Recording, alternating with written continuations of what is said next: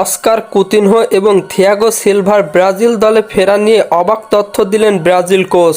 হ্যাঁ দর্শক, বিস্তারিত জানুন পুরো ভিডিওতে। জাতীয় দলের ভবিষ্যৎ পরিকল্পনা নিয়ে বড় মন্তব্য করলেন ব্রাজিলের প্রধান কোচ কার্লো আনচেলত্তি।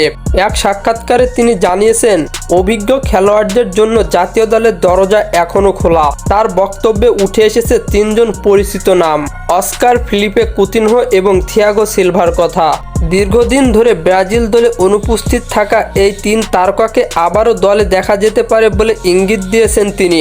আনচেলত্তি বলেন, তারা হয়তো কিছুদিন দলে ছিল না, কিন্তু ফুটবল খেলার দক্ষতা ও অভিজ্ঞতা এখনও আছে। সঠিক পরিস্থিতি তৈরি হলে তাদের নিয়ে ভাবা যেতেই পারে।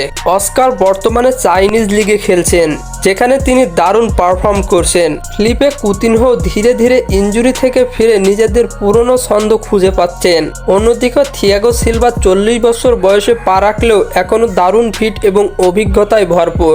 সামনে আসছে ব্রাজিলের কয়েকটি গুরুত্বপূর্ণ ম্যাচ, যেখানে এই তিনজনের কাউকে দেখা গেলে অবাক হওয়ার কিছুই থাকবে না।